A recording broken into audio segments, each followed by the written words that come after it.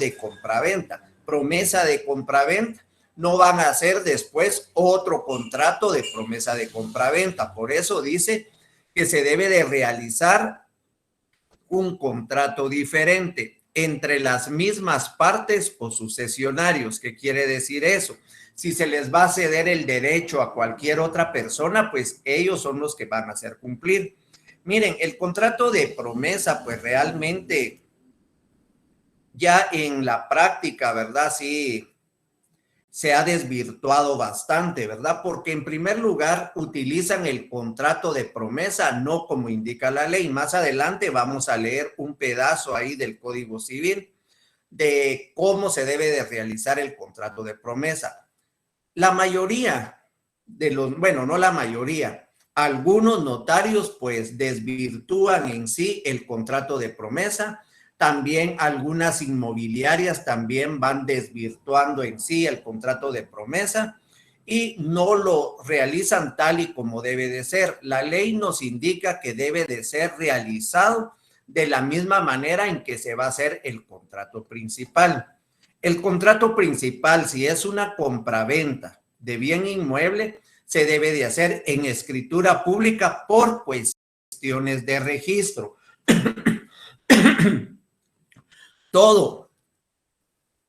Toda compraventa que se va a registrar en cualquier registro, valga la redundancia, debe de ir deben de ir al registro de la propiedad, ¿verdad? Deben de constar en escritura pública. No por su naturaleza, y yo se los dije cuando hablamos de las escrituras solemnes. Cuando vimos la escritura, yo les indiqué, tenemos escrituras solemnes donde van los contratos solemnes. Entre estos tenemos mandato, tenemos la sociedad, tenemos la renta vitalicia, tenemos la donación, ¿verdad? Entonces, esos se tienen que hacer en escritura pública porque la ley dice son solemnes. La compraventa no es un contrato solemne, pero se debe de hacer en escritura pública por cuestiones de registro. La única, y se los dije cuando vimos las escrituras, se los dije todavía la semana antepasada, es el contrato de arma de fuego, porque la ley de armas y municiones nos dice la segunda venta de un arma de fuego debe de constar en escritura pública, ¿verdad? Entonces, por esa cuestión. Ahora bien, escuchen bien, pues, el contrato de promesa, si la compraventa se realiza en escritura pública, el contrato de promesa se debería de realizar en escritura pública, pero en la práctica, algunos notarios lo hacen con firma legalizada. Hacen un contrato en documento privado con firma legalizada. Así lo quisieron hacer, ¿verdad? Pero recordemos, si nos vamos al Código de Notariado, miremos, busquemos el artículo 57 del Código de Notariado. La auténtica no prejuzga acerca de la validez del documento, ni de la capacidad ni personería de los signatarios o firmantes. ¿Qué quiere decir eso? Que el notario que realice un contrato de promesa de bien inmueble en documento privado no tiene responsabilidad de nada. Ustedes pueden llegar y decirle, mire, el promitente vendedor no me quiere dar el bien inmueble. El notario va a decir, mire, mi responsabilidad es únicamente la legalización de las firmas. Ustedes quisieron hacerlo así. Sin embargo, yo les aconsejo, ¿verdad? Ya ustedes como notarios, que recordemos las funciones notariales, ¿verdad? Tenemos una función asesora y la función asesora nos dice cómo debemos de ir asesorando a los clientes, ¿verdad? Tenemos también un código de ética profesional. Recordemos que no solo por ganar honorarios, por decir, bueno, hice esta semana 3, 4 escrituras y gané tanto. Voy a hacer cosas que van a perjudicar a nuestros clientes. Recordemos que como notarios, pues somos imparciales, ¿verdad? El principio de imparcialidad, que debemos de asegurar tanto al promitente vendedor como al promitente comprador. Entonces ahí no nos tenemos que perder. Función asesora, función modeladora también, ¿verdad? Porque los clientes van a llegar a nuestras oficinas y nos van a decir, licenciado, notario o como quieran decirles, yo quiero hacer esto, esto, esto y esto. Ustedes tienen que adquirir, ¿verdad? Como que fuera una esponja, ¿verdad? Tienen que absorber todo lo que quieren los clientes y plasmarlo, modelarlo, dice la función modeladora. Lo tienen que modelar a un cierto instrumento público. ¿Qué instrumento público vamos a utilizar? Si nos están llevando tales y tales documentos, ¿será que podemos hacer el contrato? ¿Será que podemos hacer un acta? ¿Será que podemos hacer una declaración jurada? Eso yo se los pregunto. Porque algunos me ponen, ¿verdad? Que a la hora de poder, como les dijera, una evaluación, pongamos algo tan sencillo como una evaluación, ¿verdad? Donde tengan que analizar, miren, realmente así es como llegan los clientes a la oficina, ¿verdad? Ellos no van a llegar y nos van a decir, licenciado, dígame quién es el profesional del derecho encargado de una función pública. Y nosotros, el notario, aquí están 200 quetzales, 300 de la consulta y gracias. Licenciado, dígame, ¿cuál es el contrato en la que una persona entrega un bien a cambio de dinero? ¿Es la compraventa, señor? Aquí está su dinero. Eso no va a pasar. Con ustedes van a llegar, mire, yo quiero dejarle a mis hijos, pero la verdad que hay, uno queda atrás del otro, necesito que les deje un paso, ¿verdad? Para que tengan salida. Ustedes pues ya sabrán, pero les van a decir también de la misma manera, pero yo no quiero quedarme en la calle, dicen algunos, ¿verdad? De los señores, yo quiero quedarme protegido.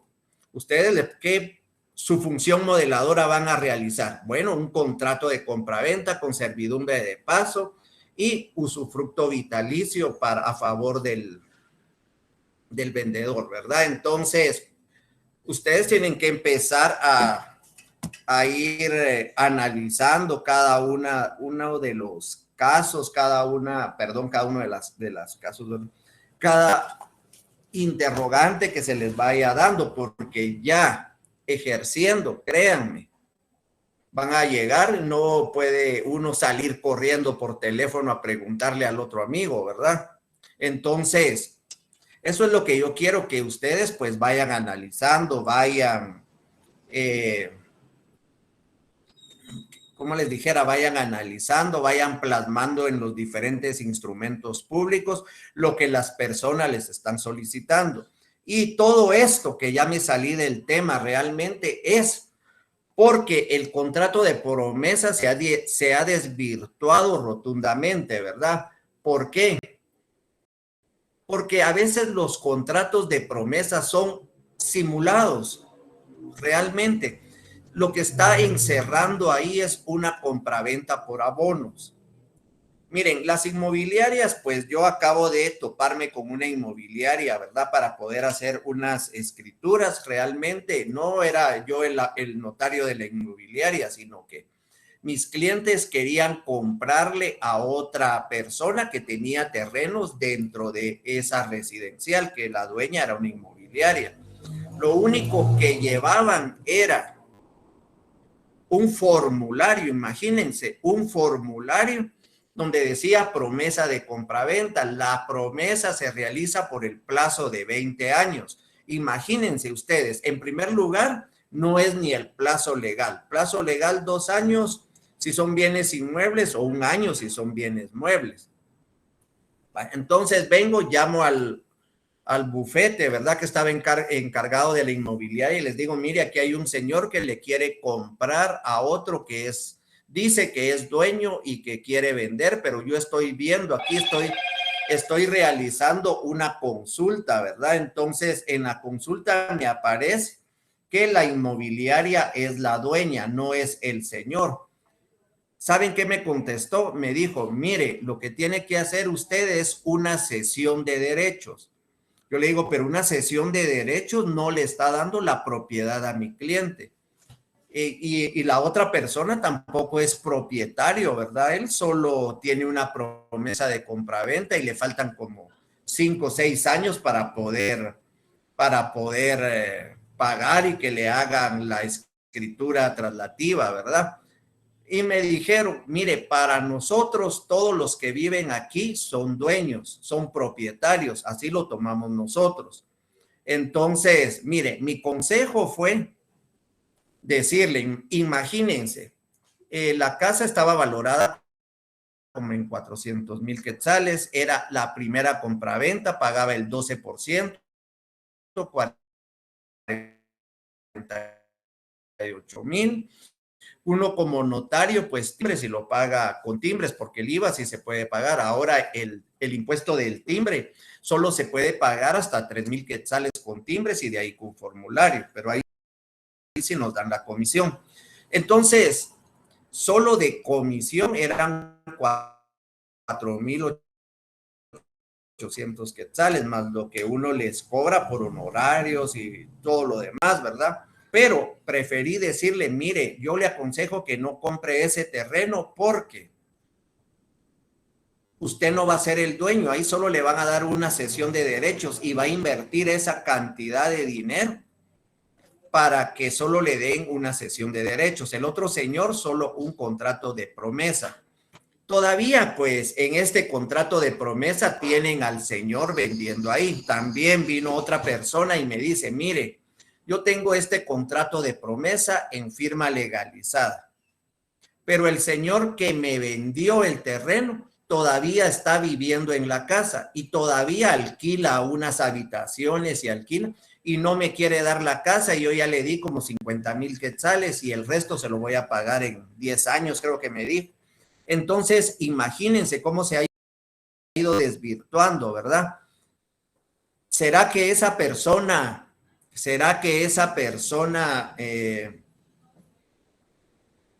incumplió con su contrato? No, no incumplió porque el contrato de promesa dice que se va a realizar un contrato futuro. En este caso es una compraventa en el futuro. Entonces, si él le recibió por las arras 50,000 quetzales y él sigue viviendo ahí, no ha caído en ninguna falta, por así decirlo, ¿verdad? O en algún incumplimiento, más que todo porque son contratos. Porque él está en su casa, cuando le terminen de pagar, hace la escritura. Pero imagínense el riesgo. Miren, todavía no he salido del contrato de promesa porque realmente para mí es uno de los contratos que más lo desvirtúan, ¿verdad? Que más se utiliza y se abusa de él y las personas quedan inseguras, ¿verdad? Porque llegan, empiezan, hacen un formulario, llenan vendedor, promitente y todo lo demás, como que fuera un formulario de adhesión, pero no lo inscriben y el contrato de promesa se tendría que inscribir en el registro de la propiedad, no lo inscriben, ¿verdad? Entonces, por eso es que me he quedado un poquito en este contrato, ¿verdad? Para que en la práctica, pues lo empecemos a realizar bien, ¿verdad? Si tienen preguntas, ya pueden enviarlas al correo, ¿verdad? Para ver cómo estamos.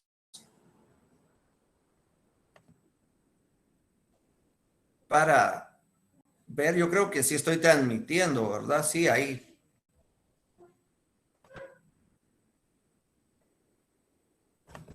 Bueno, entonces estamos con el contrato de promesa. Leamos la definición que tenemos en la presentación. Es un contrato preliminar o preparatorio. ¿Por qué? Porque entra a preparar un contrato futuro, pero realmente, a mi juicio, no sería tan preliminar o preparatorio, ¿verdad? Sino que sería un contrato accesorio más que todo, ¿verdad? Porque siempre tiene que estar unido a un contrato principal, que en este caso es el contrato de compraventa, cuya función y fin es la celebración. Estamos aquí en el futuro de otro contrato diferente. Ya lo habíamos platicado, entre las mismas partes o sucesionarios, ¿verdad? Entonces, esto no lo hemos platicado. Miren, pues, cuando las personas quieren trasladar un bien, ¿verdad? Si estoy transmitiendo y no tienen la propiedad, lo hacen por cesión de derechos. Esto se da mucho, ¿verdad? En las, ¿cómo les dijera? Pongamos en los locales, ¿verdad? Locales que son de la municipalidad, donde empieza el disque propietario, arrendatario, perdón, a pagar, y de repente pues quiere darle el derecho a otra persona para que venda ahí. Entonces lo hacen por medio de cesión de derechos. Si yo tengo un taxi o algo así y quiero vender la línea, lo puedo hacer por cesión de derechos, ¿verdad? Entonces, no sé si funciona igual en todos lados, pero aquí en Antigua, Zacatepeques y todo, así es como funciona, ¿verdad? Es decir, que del contrato de promesa nace una verdadera real y relación contractual que tiene existencia y genera derechos y obligaciones por las partes. El objeto del contrato de promesa debe ser la celebración de un contrato diferente, pues no se concibe que se celebre un contrato de promesa que tenga por objeto celebración de otro contrato de promesa. Este está regulado, miremos, del artículo 1674 al artículo 1685. Vamos a leer los artículos más importantes, ¿verdad? Y de ahí, pues, lo que más nos interesa, ¿qué le vamos a pedir a los clientes para poderlo realizar, ¿verdad?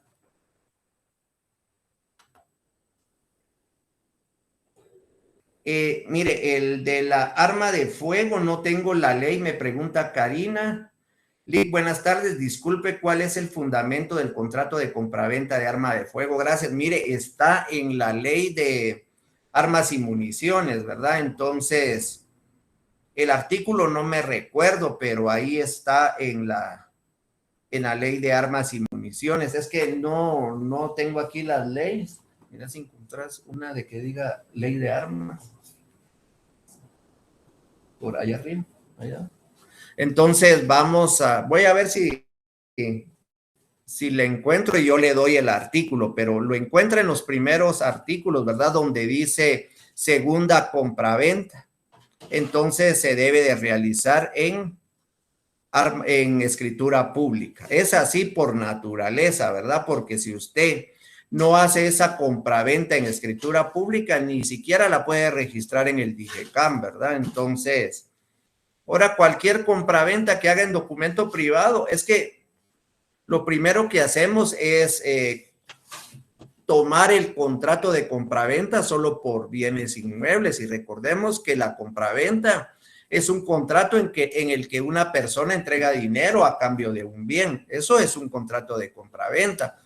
Ir a comprar maíz, un quintal de maíz, es un contrato de compraventa, ¿verdad? Entonces, si lo hacemos acuérdense que los contratos, hay contratos escritos, contratos verbales, pero, ¿verdad? Entonces, pero la mayoría, pues, cuando son de bienes muebles y cualquier otra situación, lo hacen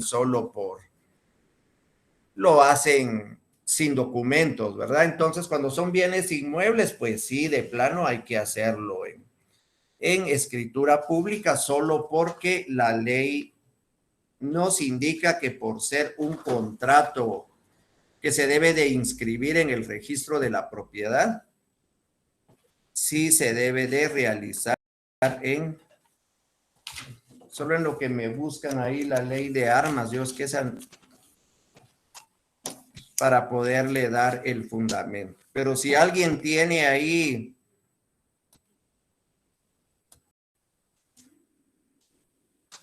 si alguien tenga ahí la ley a la mano, ¿verdad? Que pudiera ayudarme ahí con el fundamento.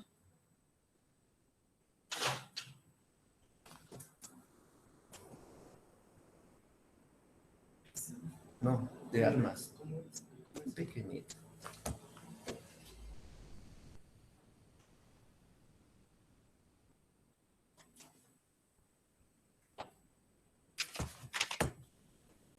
Bueno, entonces continuemos. Estábamos en el 1674 al 1685.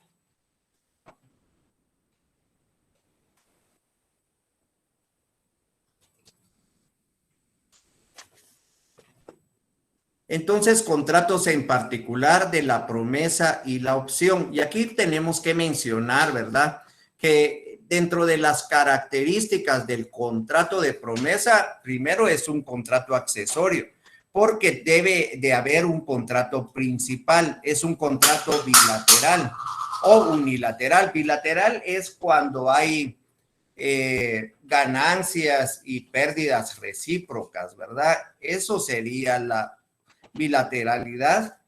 Y también, pues, cuando puede ser unilateral, en este caso es contrato de opción. Estamos aquí. Es un contrato consensual. ¿Por qué? Porque vale, consensual basta el consentimiento de las partes. Formal porque debe de estar en escritura pública, ¿verdad? Para su validez.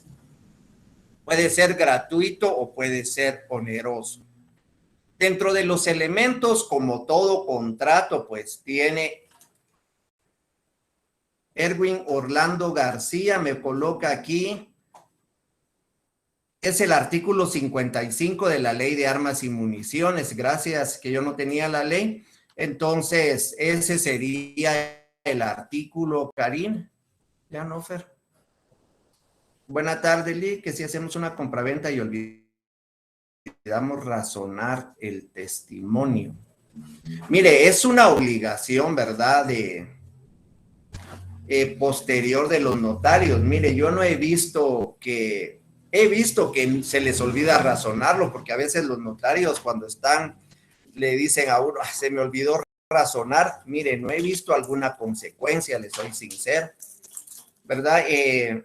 Yo lo que hago es de que los razono y se los quito a los antiguos dueños y se los entrego al nuevo dueño, ¿verdad? Entonces, no se los dejo para nada, pero sí he escuchado que algunos dicen, se me olvidó, pero no me he enterado que pase algo, ¿verdad? Que sea motivo de nulidad o algo así, ¿no? ¿Verdad? ¿Por qué indica que en el contrato de promesa los clientes quedan desprotegidos? Mire, pues, Leonardo, si el contrato de promesa se hace en escritura pública y se inscribe, claro que no quedan del todo protegidos, pero sí hay herederos, hay de todo lo que puede quedar si se muere una de las partes para poder reclamar. Numeral cuarto, aquí me mandaron la compraventa 55, artículo 55, gracias Salomón, fotocopia legalizada del testimonio de la escritura constitutiva y sus modificaciones. Entonces, ahí estamos con la de arma de fuego, ¿verdad? Es así por naturaleza, sí o sí se debe de realizar en escritura pública, sí o sí. Entonces, recuérdense, sí o sí, ¿verdad?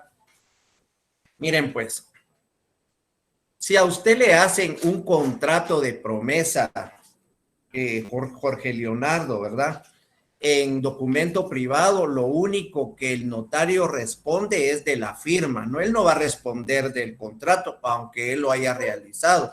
El artículo 57 del Código de Notariado nos indica que solo responde de las firmas, de la legalización de las firmas.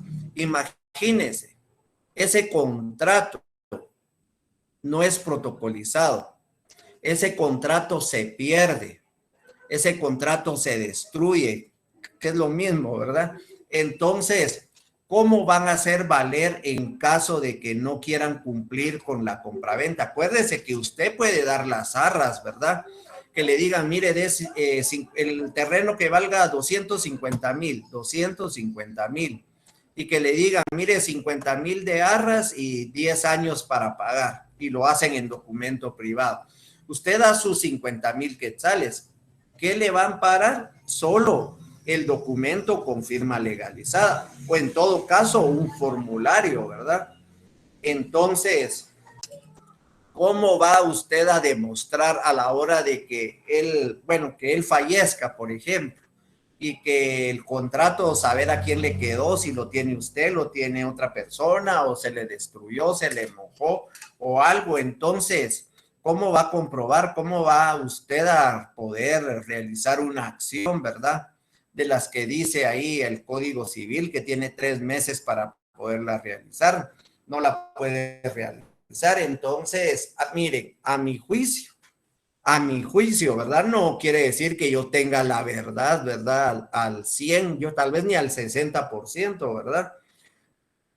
A mi juicio, yo casi no aconsejo hacer promesas de compraventa, ¿verdad? Y si las hago, pues en escritura pública. Es raro, la mayoría de personas, porque en primer lugar por los honorarios al notario, ¿verdad? Entonces, prefieren pagar poco por su seguridad jurídica, y debería de ser al revés, ¿verdad? Ya dar 50,000 quetzales ya es bastante, ¿verdad? Para la seguridad jurídica de una persona. Entonces, la promesa de contrato debe de otorgarse en la forma exigida por la ley para el contrato que se promete celebrar, 1674. ¿Y usted qué contrato está prometiendo celebrar? Una compraventa. Y va a realizar su compraventa de bien inmueble en un documento privado o en un formulario. No, ¿verdad? Entonces, ahí estamos, ¿verdad? También Sofía me mandó la ley de armas y municiones. Edgar Lemus también, muchas gracias. El 61, Gamaliel, mire, no tengo la ley, entonces, si pudieran revisar el 61 también, ¿verdad? Ah, aquí lo tiene, vamos a ver. No, no es ese. El 61 dice. Sandra 61. 61 también. Entonces, miremos, yo me recuerdo que está ahí en los primeros artículos, pero no recuerdo, ¿verdad? Entonces, si pudieran revisar el 61 y así nos queda ya fijo eso, ¿verdad? Entonces, muchas gracias a los que están participando. La promesa unilateral es la estipulación de una persona hacia favor de otro, otorgándole la opción. Entonces, ahí tenemos dos contratos, el de opción y el de promesa. El de opción es unilateral y el de promesa es bilateral. La opción puede ser contrato independiente o celebrarse como pacto accesorio de otro. En ambos casos debe de contener las condiciones en que debe de realizarse el convenio. La aceptación del optante. Miremos el 1681 para no perder, ya perdimos bastante solo con la promesa. Dice, el plazo en el contrato de promesa no podrá exceder de 2 años, si se trate de bienes inmuebles o derechos reales sobre los mismos, y de 1 año si se trate de otros bienes o prestaciones. Entonces, se debería de inscribir, ¿verdad? Para como ponerle una cerca y que no la vendan por ahí, ¿verdad? Si no se fijara el plazo convencional, se entenderá que las partes se sujetarán al plazo señalado en el artículo anterior. 1683. Si el promitente se negare a otorgar la escritura para dar forma legal al contrato prometido, en su rebeldía lo hará el juez, salvo que la cosa haya pasado a tercero de buena fe, y en cuyo caso la promesa se resolverá en el pago de daños y perjuicios. La acción para exigir el cumplimiento de la promesa. La acción para exigir el cumplimiento de la promesa deberá entablarse dentro de los 3 meses siguientes al vencimiento del plazo convencional.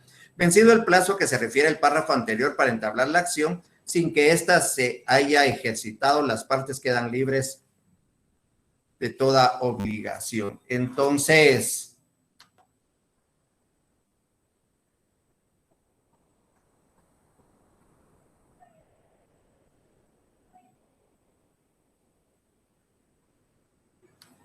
Mire, si se inscribe el contrato de promesa y fallece el dueño, miren, ahí pues, ¿qué procede? Me preguntan. Ahí pues podrían proceder muchas cosas, ¿verdad?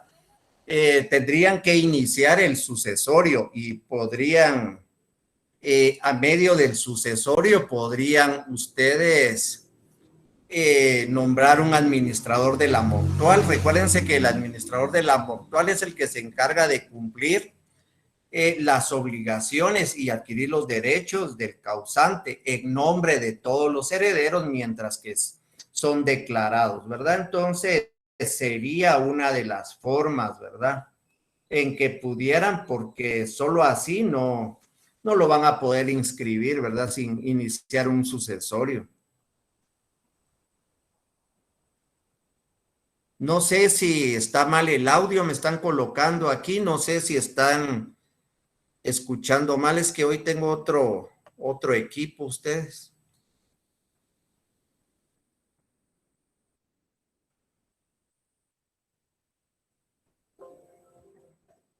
Errores en la práctica del contrato de promesa. En primer lugar, no lo otorgan en escritura pública, sino en documento privado o formulario. Que habiéndola otorgado en escritura pública, no la registran. No respetan el plazo legal y se otorga por plazos mayores, ya lo hemos platicado, ¿verdad? Más de 2 años, que muchas veces en realidad se ha convenido en un contrato de compraventa y otorgan una promesa. Y eso también, miren, es una simulación, ¿verdad? Porque a veces la naturaleza o en sí la esencia del contrato es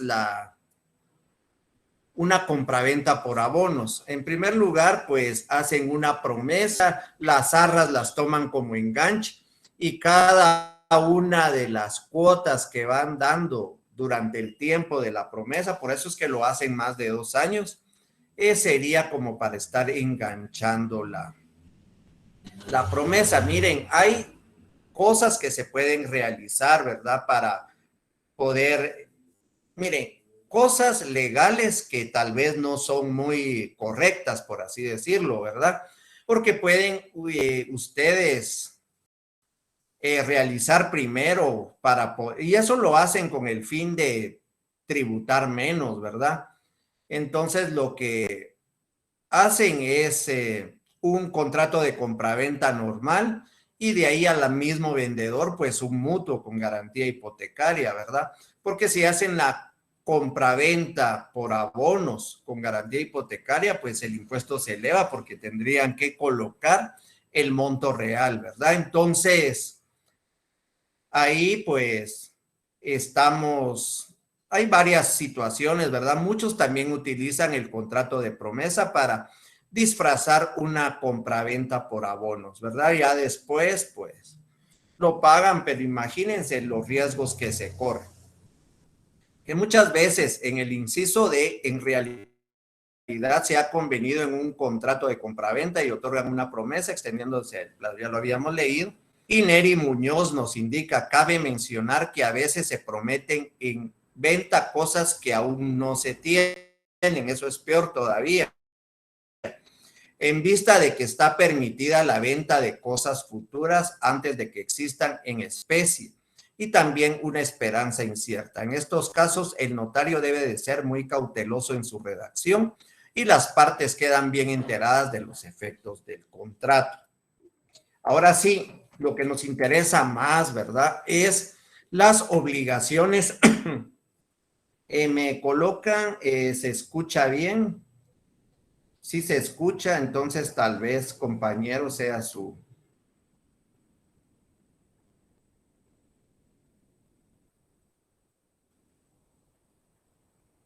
Evelyn, ¿qué podemos hacer cuando una inmobiliaria exige que a la terminación del pago total de un lote sea escriturado solamente con los notarios que ellos trabajan? Mire, realmente no sé qué contestarle ahí porque, bueno, aquí han venido conmigo y les he realizado algunas compraventas dentro de alguna inmobiliaria, pero de la misma manera han venido personas que después me llaman y me dicen, mire, ellos nos obligan a que lo hagamos con los notarios de ellos. No debería de ser, ¿verdad? Porque es una profesión liberal. No, eso no tiene nada que ver. Ustedes tienen derecho a elegir, ¿verdad? Al profesional que les tenga que escriturar. En los bancos, pues también sucede, ¿verdad? Que cuando hacen las cartas de pago, los notarios internos son los que las realizan y hay algunos bancos donde sí podemos, notarios externos, poder realizar las cartas de pago, ¿verdad? Entonces, mire, la verdad que ahí sí no sabría qué contestarle, ¿verdad? Si denuncian o algo, porque no sé si eso prospere, ¿verdad? No, nunca me ha pasado. Las personas individuales o jurídicas que deseen dedicarse a la compraventa de arma de fuego y municiones deberán de cumplir con lo siguiente. Sí, aquí nos ponen fotocopia legalizada. Sí, gracias María. Cancela, vamos a ver. ¿Qué pasa con el contrato? Si un contrato de promesa de compraventa no se consigna el plazo, se toma el plazo que indica ahí, acabamos de leer, que se harán en 5. Bueno, si lo estipula, pues mire, lo que pasa es que quién va a impugnar un contrato, ¿verdad? Solo que no cumplieran, pero por lo menos el comprador no va a impugnar el mismo contrato, va a menos de que no le cumplan. Bueno, entonces, ¿qué le van a pedir al cliente a la hora de un contrato de promesa? Lo primero que le tienen que pedir son sus documentos personales de identificación y el título con que acredita la propiedad o derecho el que va a darse en promesa. Miren, algo que es importante y quería hacerlo, ¿verdad? Pero como les digo, tuve que cambiar de máquina. Es una consulta electrónica. Yo sé que algunos, la mayoría o no sé, pues trabajan en bufetes, con notarios, en instituciones, pero la mayoría también no trabaja. Yo cuando me gradué, pues tuve que irme 2 años a trabajar con un notario ad honorem sin ganar ni un solo centavo con tal de agarrar un poco de práctica porque ya me había graduado y hasta una auténtica me costaba redactar, ¿verdad? Entonces tuve que, como les dije, ir a una oficina y decirles que si los podía ir a ayudar a cambio de ni un centavo, ¿verdad? Entonces, así pasé 2 años. Entonces, es importante, ¿verdad? Que ustedes, aunque les lleven el título que acredita la propiedad, aunque les lleven una certificación del registro de la propiedad, es importante que en el momento que hagan el instrumento público donde se vea involucrado un bien, realicen una consulta electrónica, ¿verdad? Las consultas electrónicas, pues, antes era un poco más difícil de conseguirlas. Solo los notarios podían adquirirlas en el registro de la propiedad, aunque se pagaran ahí en la ventanilla, nos daban nuestro usuario, nuestro PIN y todo, y ese es el que tenemos desde que empezamos hasta la fecha, ¿verdad? Ahora pues ya hay facilidad que vayan a Banrural y digan, mire, quiero consultas electrónicas del registro de la propiedad, se las venden por el precio de $1, ustedes pues ya pueden adquirirlas, incluso tenerlas en su oficina o tenerlas ahí dentro de su computadora, su teléfono, y si alguien les pregunta, pues que quieren saber cómo está una propiedad, ya hacen la consulta, le imprimen, ya pueden empezar a cobrar con eso, ¿verdad?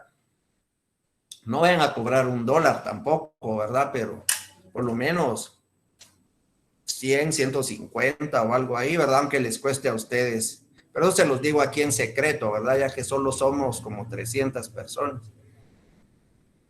Documentos personales de identificación, el título con que se acredita la propiedad o derecho que va a darse en promesa. Entonces, no, ahora bien, el consejo es realicen la consulta electrónica en el momento. Es necesario que miren que en el momento cómo está la finca. Ahí pueden entrar a documentos en trámite. En documentos en trámite se van a dar cuenta si recibieron alguna otra escritura o cualquier otra cosa donde vaya que se relacione con ese bien, ¿verdad? Entonces, es importante que hagan eso. Dentro de las obligaciones posteriores, razonar los títulos o documentos que tenga a la vista y cuyo contenido sufra modificación en virtud de la escritura razonada. El testimonio especial siempre al Archivo General de Protocolos dentro de los 25 días hábiles siguientes a la autorización de la escritura. ¿Qué impuesto van a pagar ahí? Si es de valor determinado, el 2 por millar, y si no, pues, no, si es de determinado, sí, y si es indeterminado, pues 10 quetzales. En el examen, ¿cómo vendría eso? Bueno, a su oficina llegó tal y tal señor, usted le faccionó una escritura de tal y tal cosa, tuvo que enviar el testimonio correspondiente al Archivo General de Protocolos, indique qué impuestos paga. Entonces, si el contrato es de tal y tal cantidad, tienen que leer, ¿verdad? Tienen que leer todas las leyes que les indiqué al principio del curso. La ley de parcelamientos urbanos, la ley del RIC, la ley de titulación supletoria, todas esas, pues no las vayan a dejar en el olvido. Entonces, el testimonio y testimonio para el cliente, el cual se presenta al registro de la propiedad con duplicado. Y aquí es importante, ¿verdad? Porque en el contrato de promesa siempre se deben de agregar al testimonio del cliente, al testimonio de Juan Pérez, al testimonio de María Hernández, al testimonio de Pedro González, la cantidad de 50 quetzales de timbre fiscal, siempre al testimonio del cliente. Testimonio al archivo, 2 por millar o 10 quetzales. Testimonio del cliente, timbre de 50 centavos por hoja y el 50 quetzales en timbres fiscales a la promesa. Artículo 60 y artículo 5, numeral 16 del decreto 37-92. Entonces, aquí están los impuestos que debe de cubrir y recuerden que en el impuesto de timbre notarial no puede exceder de 300 quetzales. Si ustedes hicieron un contrato de 500,000 quetzales y lo multiplican por 2 dividido 1000 y salen 1000 quetzales, por ejemplo, solo colocan 300 quetzales. O sea, no menos de un quetzal ni mayor de 300 quetzales. Una sociedad anónima de 1,000,000 de quetzales, ¿cuánto es lo más que paga en timbre notarial? 300 quetzales. Entonces ahí no nos perdemos, ¿verdad? Ejemplo de contrato de promesa de bien inmueble en escritura pública utilizando mandataria como promitente vendedora. Entonces, les voy a dejar eso, no voy a entrar a leer tanto esta escritura, ¿verdad? Para que tengan ahí por lo menos, o si pueden conseguir otras ahí con una mejor redacción que las que yo les presento, pues también sería bueno, ¿verdad? Que vayan.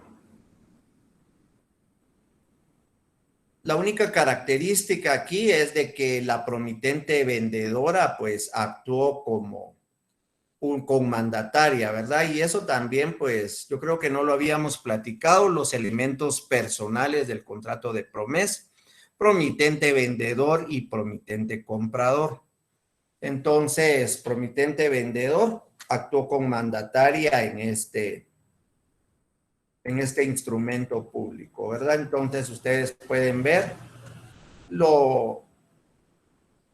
las características, ¿verdad? Las arras que entregó 23,000 quetzales y que en 2 años pagará los 37,000 quetzales. Entonces, este en sí, pues es un contrato de promesa, ¿verdad? Que, como característica que debe de estar en escritura pública. Contrato de promesa de bien inmueble, otro ejemplo de contrato de promesa de bien inmueble en escritura pública también, ¿verdad? Entonces, 125,000 es el precio, ¿verdad? Y recibieron en Arras, estaba viendo aquí, 75,000.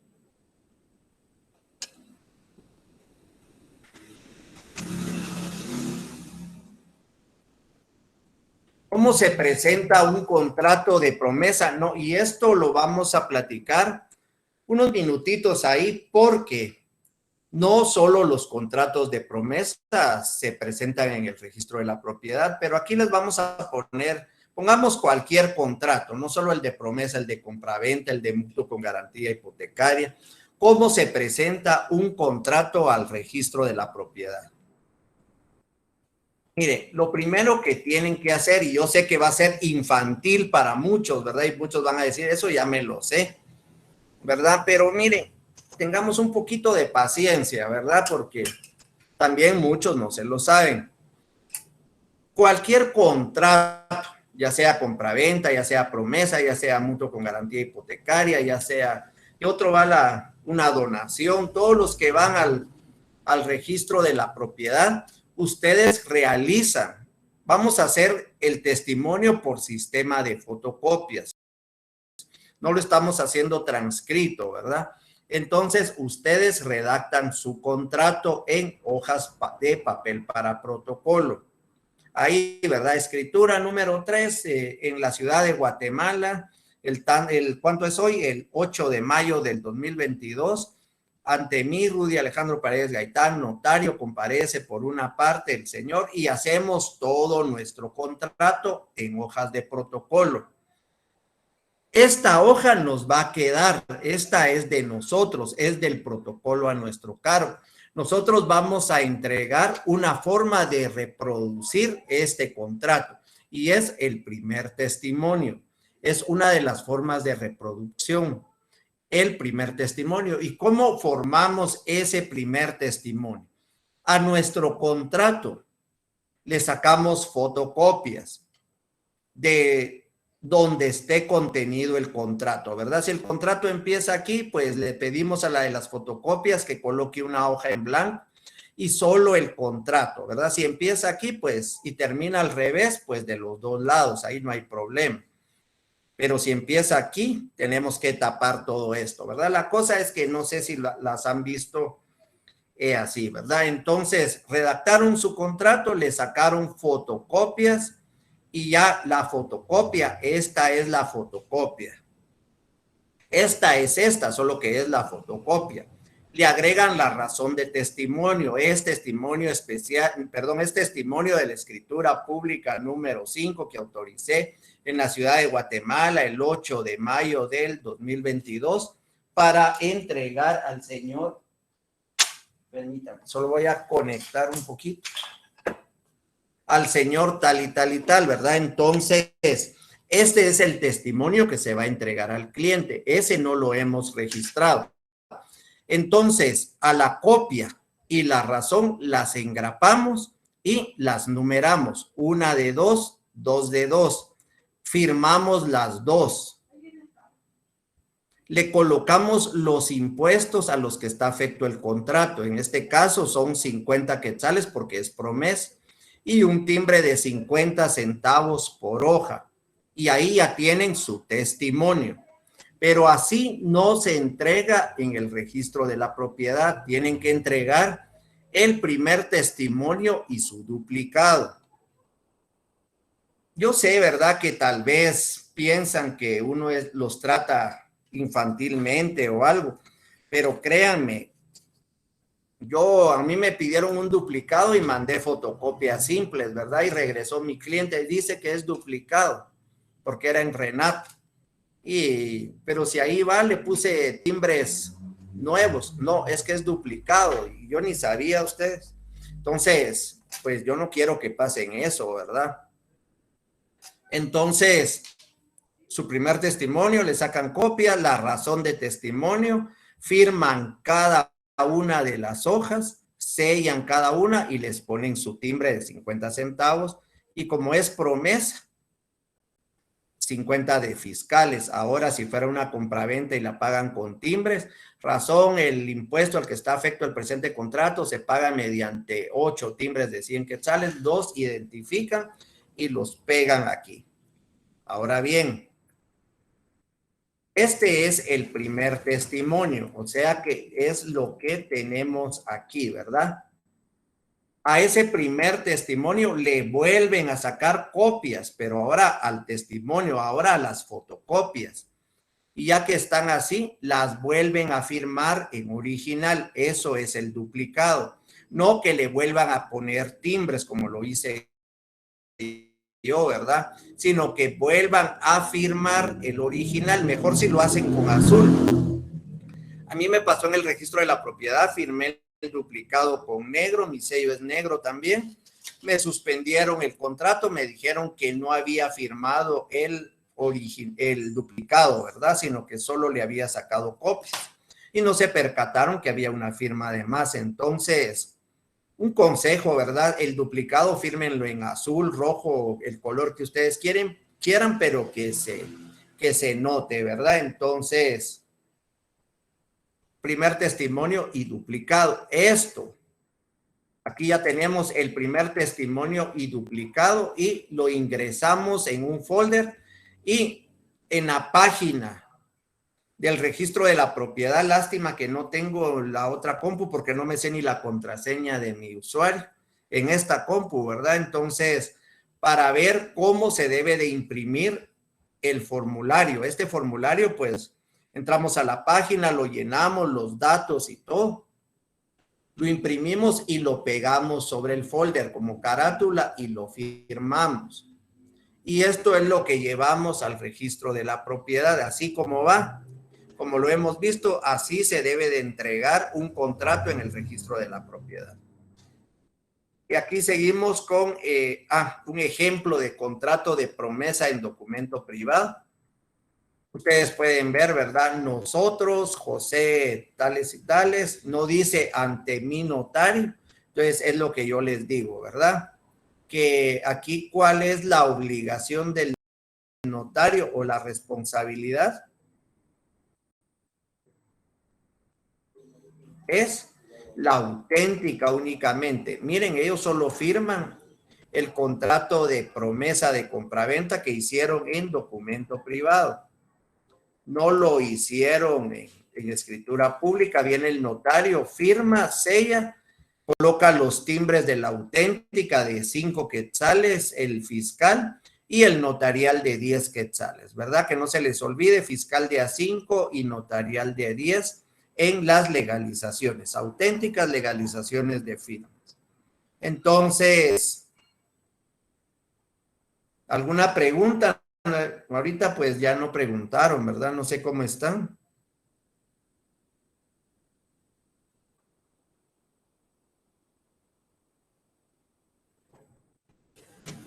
Continuamos con el siguiente contrato, contrato de mandato. Cuando hablamos del contrato de mandato, recordemos nuestra clase de representaciones y sabemos que representar a una persona es actuar en nombre de otra, ¿verdad? Ya sea con representación, la mayoría aquí en Guatemala pues son mandatos con representación o sin representación. Miren, el mandato pues realmente es un contrato que muchos notarios pues le huyen al mandato. ¿Por qué le huyen? Porque a veces la ley dice que es un mandato tal y tal y tal, y a la hora de llevarlo al registro de poderes, pues vienen los criterios, ¿verdad? Entonces, no se sabe si realmente va a proceder eso, ¿verdad? Entonces, miren, muchos notarios le huyen a los mandatos, ¿verdad? Porque dicen, realizamos un mandato general y después me los suspenden porque dice que es un mandato especial. Y a mí me pasó porque yo realicé un mandato para contraer matrimonio aquí en Guatemala, ¿verdad? Entonces voy a buscar el mandato para que...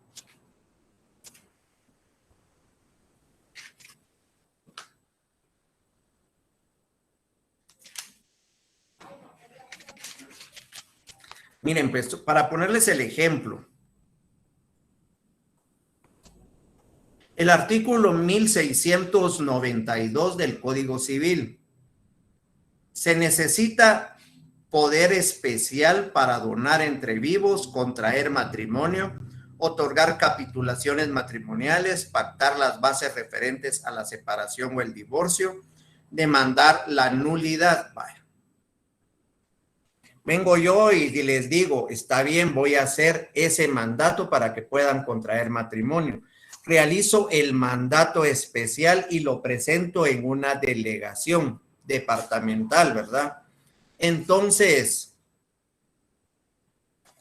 en la delegación departamental me lo suspenden y me dicen que no hay mandato especial para contraer matrimonio, sino que el mero contrato es poder especial, como dice en el 1692.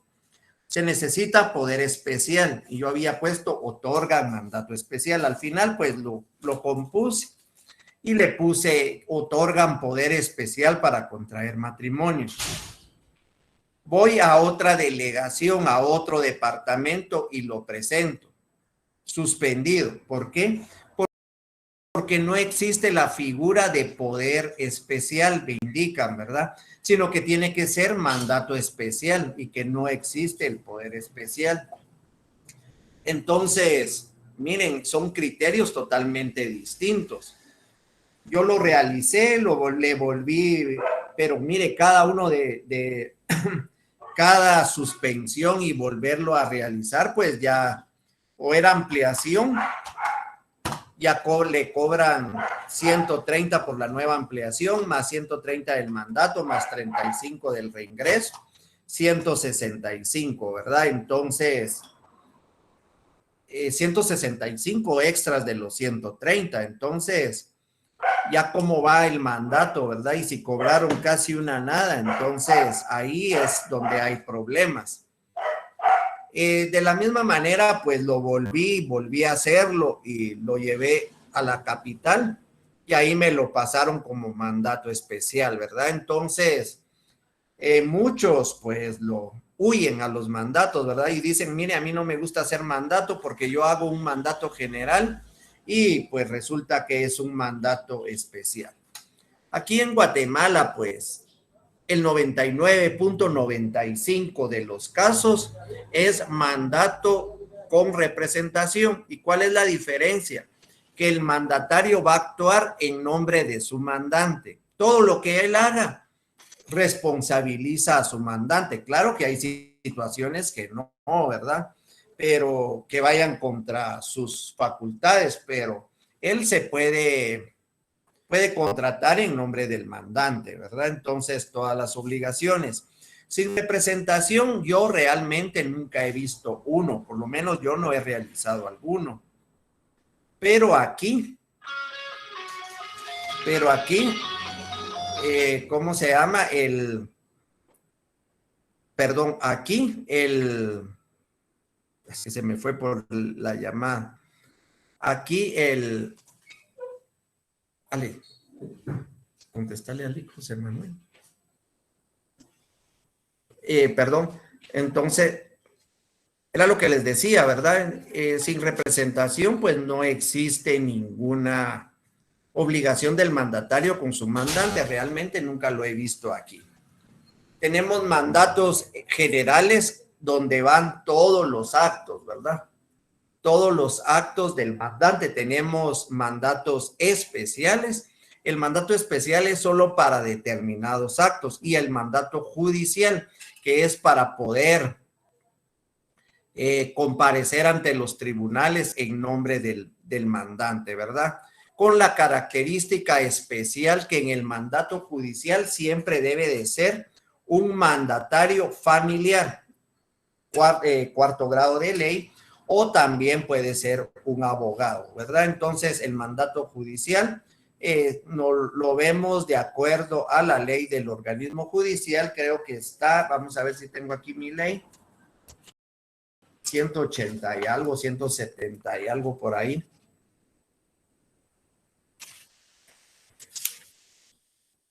...188.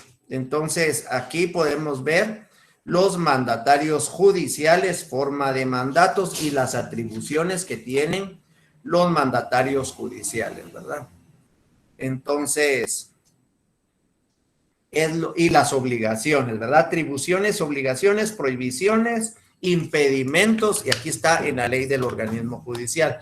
¿Qué mandato? Pues se regula en otra ley que no es el Código Civil, el mandato judicial en la ley del organismo judicial, pero tienen que leerlo, ¿verdad? Porque puede venir algún casito por ahí donde se desprenda cualquiera de estas circunstancias, derechos, obligaciones y prohibiciones.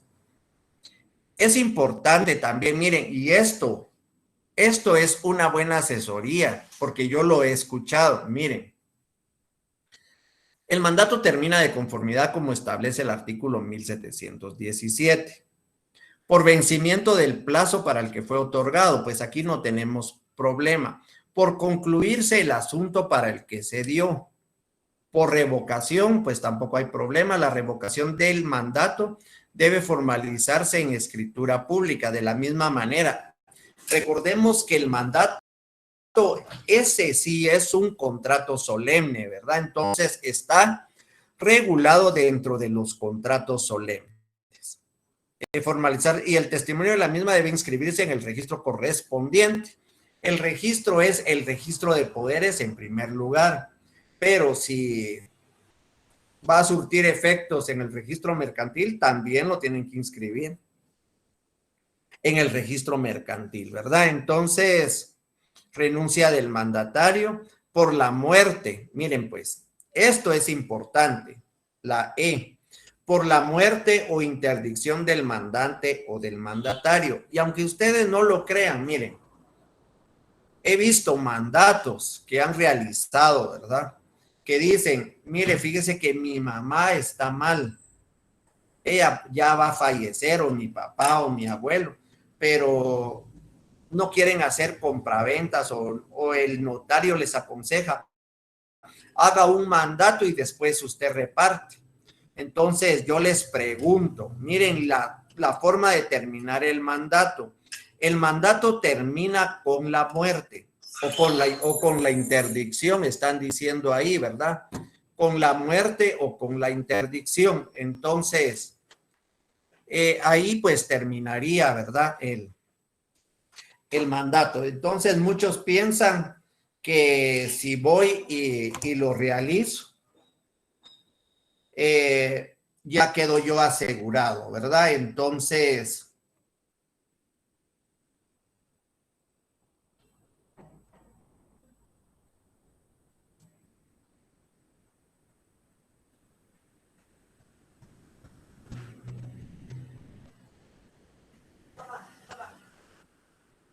miren,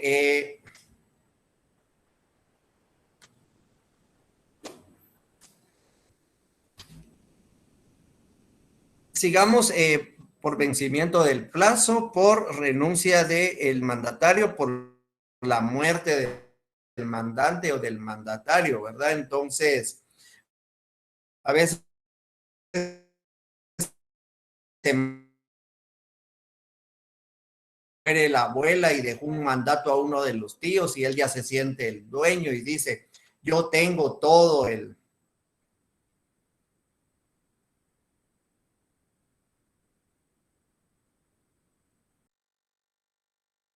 un mandato, es como quiera.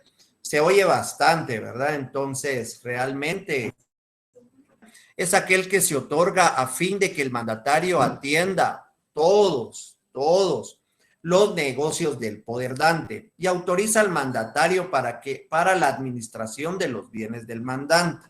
Es el típico poder de administración, ¿verdad? O sea que todos los actos del mandante, ¿va? Por el cual el mandatario queda encargado de velar por los intereses del mandante y efectuar todos los actos que tiendan a la preservación y mantenimiento y explotación productiva de tales bienes.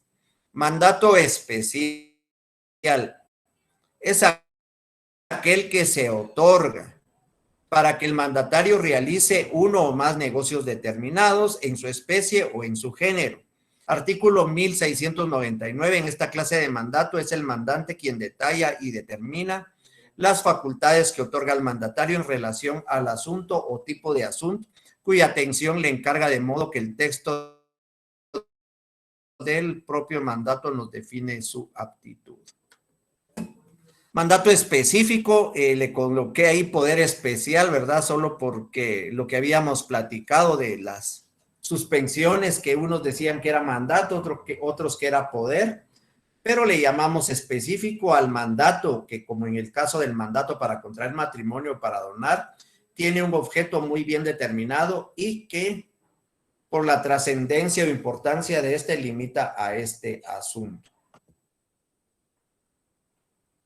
Clases de mandato. Entonces, miremos, aquí tenemos también gestionar ante los tribunales que por cualquier razón no quieran o no puedan hacerlo personalmente, o las personas jurídicas que no quieran concurrir por medio de sus presidentes. El artículo 190 de la LOG señala las facultades. Mandatos provenientes del extranjero. Cuando un mandato es proveniente del extranjero, para que sea admisible y pueda surtir efectos en el territorio de la República de Guatemala, debe de ser legalizado por el Ministerio de Relaciones Exteriores, ¿verdad?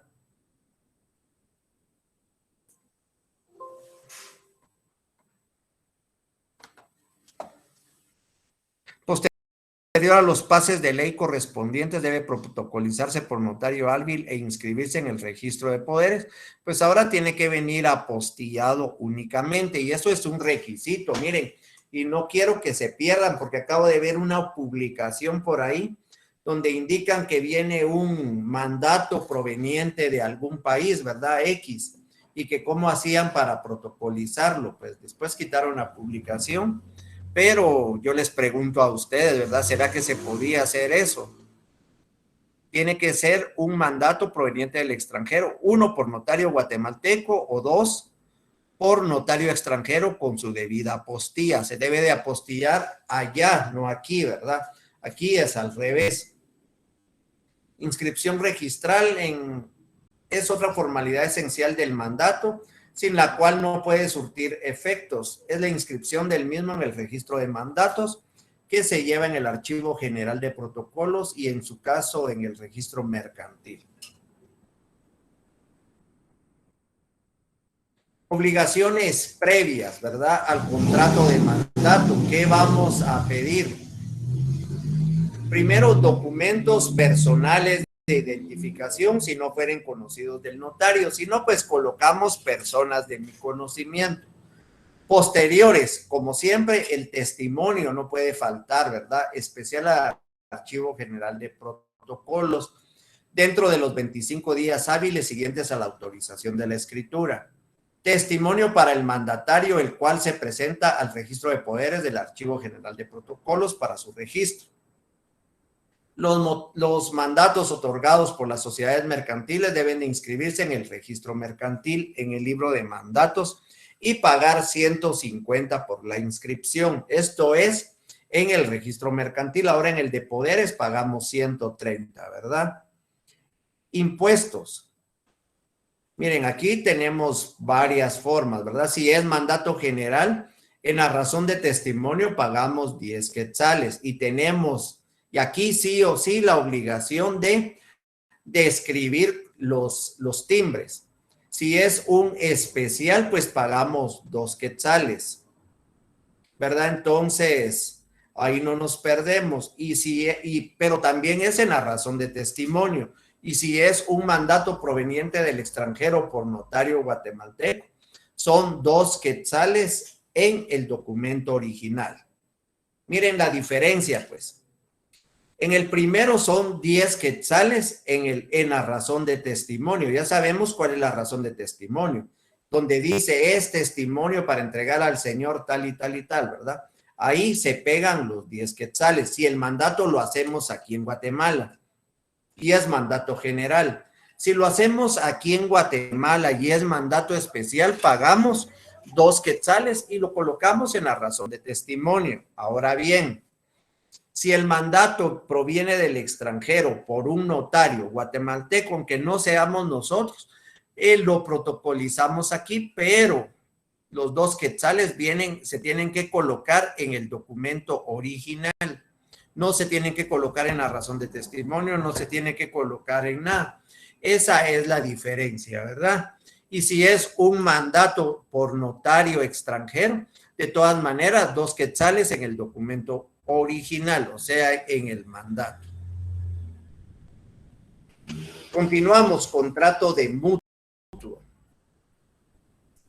Definición. Es un contrato por el que una persona entrega a otra una cantidad de cosas que esta última está autorizada para consumir, con la condición de devolver en el tiempo convenido igual cantidad de cosas de la misma especie y calidad. Por el contrato de mutuo, una persona entrega a otra dinero u otras cosas fungibles. Las cosas fungibles, recordemos, las que se pueden cambiar por otras de la misma especie, con el cargo de que las devuelva igual cantidad de la misma especie o calidad. 1942 del Código Civil, ahí pues encontrarán el contrato de mutuo. Características. Traslativo de uso. ¿Por qué? Porque se va a trasladar, ¿verdad?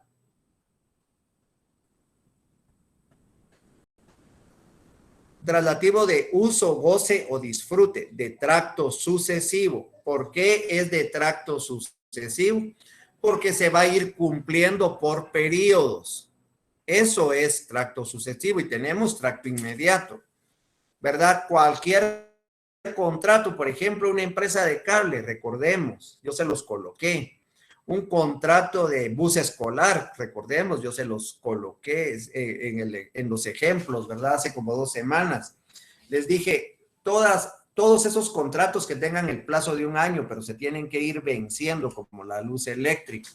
Cada año, cada mes nace la obligación y muere porque ustedes pagan.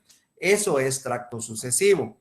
Conmutativo, bilateral, oneroso y consensual, ¿verdad? Entonces, son todas las características del contrato de mutuo.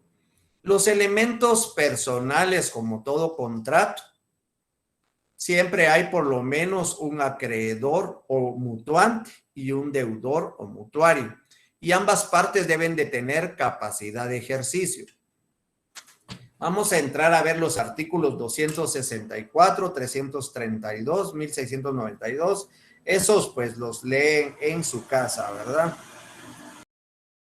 El mutuo tradicional es gratuito y solo corren intereses cuando así lo pactan las partes expresamente. En el artículo 1949, miren, y aquí pues hay una gran diferencia con respecto a los contratos mercantiles, ¿verdad? Entonces, en los contratos civiles, que tiene que decir mutuo, ¿verdad? No se permite la capitalización de intereses. Claro que sí está el interés legal, ¿verdad?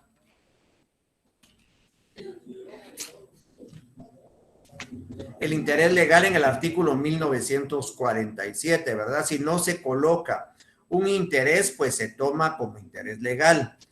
Entonces tienen que tener cuidado, ¿verdad? De preguntar qué interés va a cobrar. Si les dicen nada, se pone expresamente que no va a generar ningún interés, porque si lo dejan así, a la hora de ejecutarlo o algo, pues van a tomar el interés legal, igual el plazo. Si no colocan el plazo, pues el plazo legal es de 6 meses, 1950. Si en el contrato no se ha fijado plazo para la restricción de lo prestado, se entenderá que es el de 6 meses, y si el mutuo consiste en dinero y lo prestado fueren cereales o otros productos agrícolas, la devolución se hará la próxima cosecha de los mismos. Entonces, esto tienen que tener claro en el contrato de mutuo, ¿verdad? Colocarle un interés ahí o definitivamente colocar que no genera interés expresamente. Otra es el plazo, ¿verdad? Este préstamo o el mutuo, lo que sea, por el plazo de tantos años, ¿verdad? Entonces, tantos años, meses y todo, porque si no lo colocan, pues a la hora de ejecutarlo, con el plazo legal, ¿verdad? 6 meses y ya inician la ejecución en vía de apremio, ¿verdad? Y como hay garantía ahí, ni siquiera van a embargar, no que de una vez al remate, ¿verdad? Entonces, perdón, de una vez a la tasación es la cosa, ¿verdad? Entonces, ahí no nos tenemos que confundir a la hora de redactar un mutuo, ¿verdad?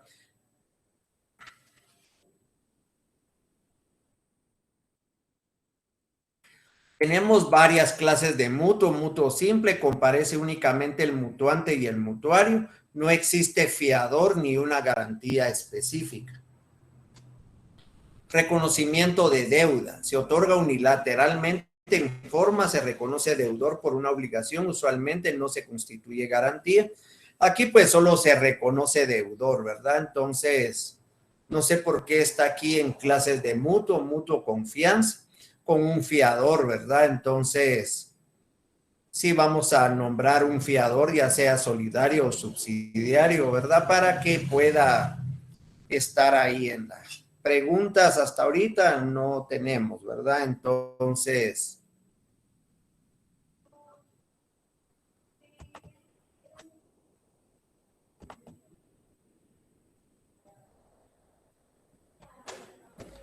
vamos a ver si...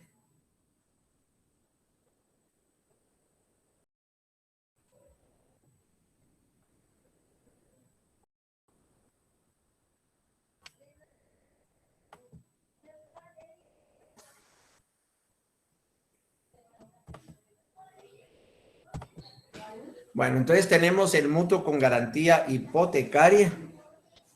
Se garantiza con un derecho real, en este caso, pues es la hipoteca, ¿verdad? Constituida por un tercero.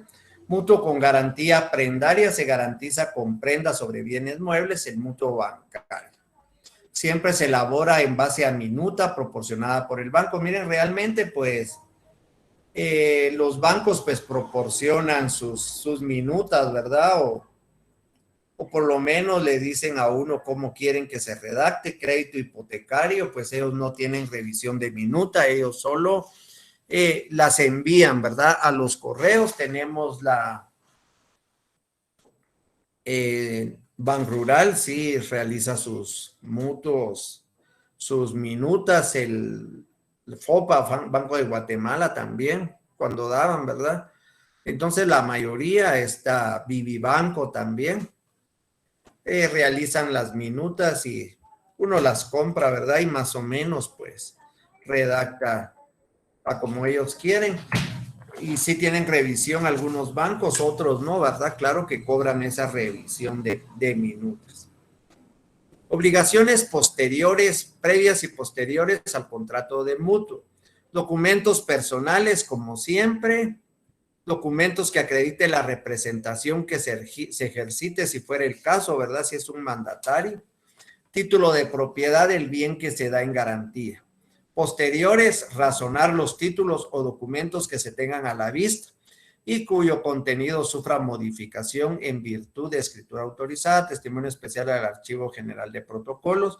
Y aquí pues sí van a tener que enviar, si es con garantía hipotecaria, enviarlo al Registro General de la Propiedad. ¿Cómo lo van a hacer? De la manera que vimos, ¿verdad? Entonces, testimonio notarial, valor determinado 2 por millar sin exceder de 300.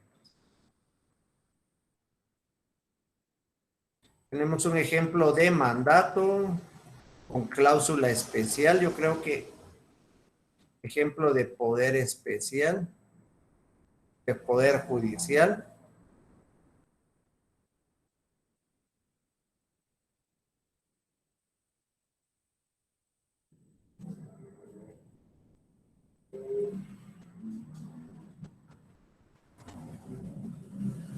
Vamos con la carta de pago, ¿verdad? Entonces, para terminar, tenemos 5 minutos. Es el instrumento en donde consta el pago de una obligación. Se le llama carta de pago, ¿verdad? Entonces, después de un mutuo con garantía hipotecaria, la persona pagó totalmente la deuda, entonces tiene derecho a que el acreedor otorgue una carta de pago. Si es un banco, pues el banco va a realizarla, nos vende la minuta o nosotros la realizamos, ¿verdad? Entonces, ahí no hay problema. Usualmente es unilateral, casi siempre 99% es unilateral porque solo el acreedor la va a otorgar. A mí me pagaron, pues yo lo voy a liberar. ¿Lo voy a liberar con un recibo? No, lo voy a liberar con un instrumento que se llama carta de pago. Unos dicen carta total de pago, ¿verdad? No importa, ya que solo el acreedor comparece a otorgar, no siendo necesaria la aceptación del deudor, quien ya cumplió con su obligación pagando. Si la obligación fue garantizada con prenda o hipoteca, debe de presentarse el testimonio al registro para que la garantía sea cancelada.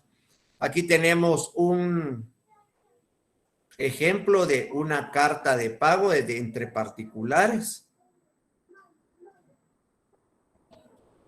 Obligaciones posteriores al contrato de mutuo, ¿verdad? Se me había olvidado. Entonces, aquí y aquí pues lo mismo, ¿verdad? Testimonio, razonarlo y pagar todo lo demás. En el testimonio especial se cubre el timbre notarial por tratarse de valor indeterminado. Y esto es importante. Miren, testimonio para el cliente no está afecto a impuestos. Y por eso es de que se da esa simulación, ¿verdad? De la compraventa por abonos. ¿Y cómo es cómo funciona? Miren, viene Juan y le quiere comprar a Pedro. ¿Cuánto vale la propiedad? 150,000 quetzales. ¿Cuánto tiene Juan? Tiene 50,000 quetzales. Pedro, si lo hacen en una compraventa por abonos, tendrían que poner 150,000 y no quieren pagar tanto IVA.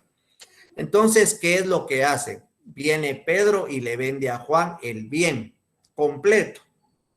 50,000 quetzales, aquí están tus 50,000 quetzales y ellos lo escrituran por el precio más alto que aparezca entre el precio de Dicavi, entre el precio de catastro y entre el precio de registro de la propiedad. Ellos lo escrituran. Pongámosle que fueran 40,000, lo hacen con 40,000, recibió sus 50,000. Y los otros 100,000, ¿cómo los va a asegurar Pedro? Entonces hace un mutuo con garantía hipotecaria porque el mutuo con garantía hipotecaria no está afecto a impuestos. Entonces no paga IVA, puede poner tal cantidad y Juan le compra a Pedro, pero como no es por abonos, lo disfraza, ¿verdad? Una compraventa total y de ahí, pues él hipoteca su propio terreno con Pedro. Y Pedro, pues, ya no es el dueño de la casa, pero sí tiene ahí una hipoteca a su nombre, ¿verdad? Que si no le paga a Juan, la ejecuta y le quita otra vez la casa.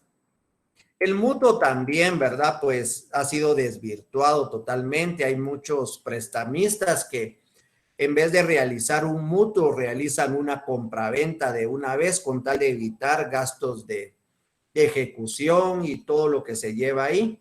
Entonces las personas por necesidad a veces necesitan 35,000 quetzales, van a que les presten y ellos dicen, mire, yo le presto, pero hagamos de una vez la compraventa. Si usted me paga, yo se la devuelvo. Y así lo hacen muchos, ¿verdad? Entonces realmente eso no es correcto, ¿verdad? Imagínense que el prestamista falleciera, queda intestado. ¿Será que los hijos van a decir, mira, mira, mi papá le prestó a aquel y ya nos pagó, devolvámosle la casa? Eran 35,000, no va a pasar, ¿verdad? Entonces, ahí prácticamente es como que le hubiera regalado su casa por los 35,000. Entonces, cualquier pregunta, vamos a ver antes de que nos despidamos, ¿verdad? Yo creo que no tengo preguntas y si no, pues...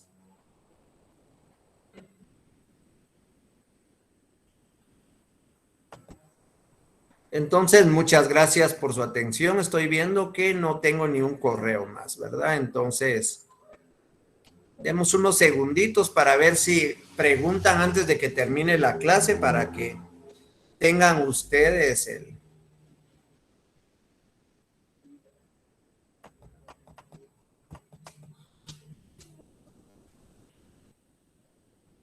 No tengo preguntas, entonces nos vemos dentro de 8 días, ¿verdad? Entonces que tengan una bendecida semana y para todas las que ya son mamás, pues que tengan un feliz Día de la Madre. Nos vemos dentro de 8 días. Gracias.